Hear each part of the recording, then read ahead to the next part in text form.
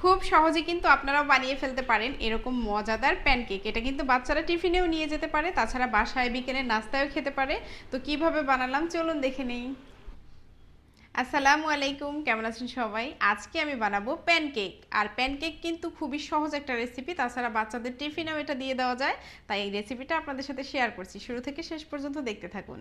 Cake বানানোর জন্য প্রথমেই লাগছে ডিম। তো আমি এখানে 3টা ডিম নিয়ে নিব। আপনারা চাইলে কিন্তু 2টা ডিম দিয়েও বানাতে পারেন। আমি একটু বেশি করে বানিয়ে রাখবো, কারণ আয়ানবাবু টিফিনে এটা নিয়ে যাবে, যার জন্য একটু বেশি করে বানাবো। তো প্রথমেই একদম নর্মাল 3টা ডিম দিয়ে দিচ্ছি। এগুলো কিন্তু ফ্রিজের ডিম না।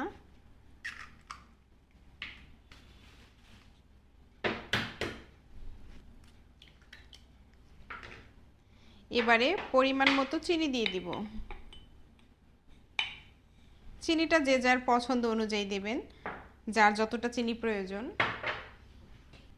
বাসায় যেহেতু ভ্যানিলা এসেন্স নাই, তাই আমি লেবুর রস দিয়ে দিচ্ছি।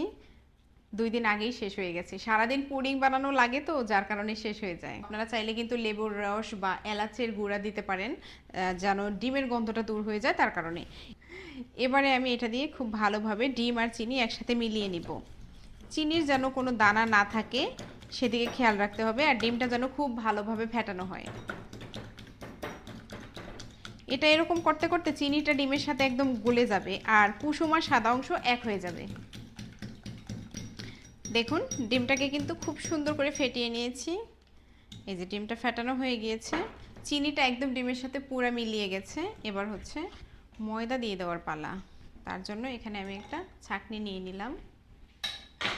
এবার এখানে যে 1 কাপ ময়দা নিয়েছি, পুরো ময়দাটা চেলে দিয়ে দিচ্ছি। চেলে দিলে হয় কি, খুব সুন্দরভাবে মিশে যায়, কোনো দলা পাকিয়ে থাকে না। তারপর দিয়ে দিব এখানে সামান্য একটু বেকিং পাউডার,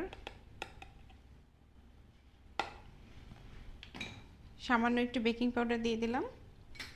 এখানে চাইলে কিন্তু গুঁড়া দুধ দিতে পারেন, গুঁড়া দুধটা অবশ্যই চেলে নিতে হবে। তো আমি আজকে লিকুইড দুধ দিয়ে বানাবো, এই জন্য গুঁড়া দুধটা ইউজ করছি না।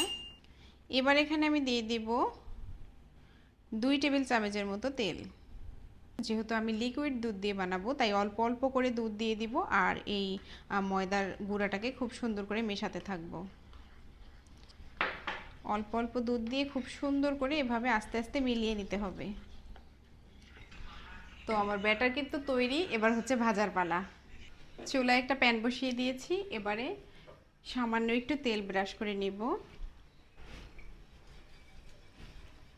একটা চামচের সাহায্যে আমি সবগুলো প্যানকেক বানিয়ে দিব। বিসমিল্লাহ।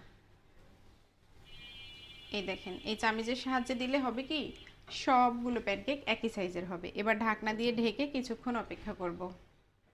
ফিরে আসলাম কিছুক্ষণ পরে। তো এবার ঢাকনাটা তুলে কেকটাকে উল্টে দিব। দেখুন কত সুন্দর কেক তৈরি হয়ে গেল। তৈরি হয়ে গেল মজাদার প্যানকেক। তো এভাবেই আমি সবগুলো কেক বানিয়ে নিব। একে একে আমি সবগুলো প্যানকেক বানিয়ে নিলাম। আয়ান, তাড়াতাড়ি এসো, দেখো আমি তোমার জন্য কি বানিয়েছি। ওয়াও আম্মু, এই সবগুলো কি আমার? হ্যাঁ, সবগুলো তোমার।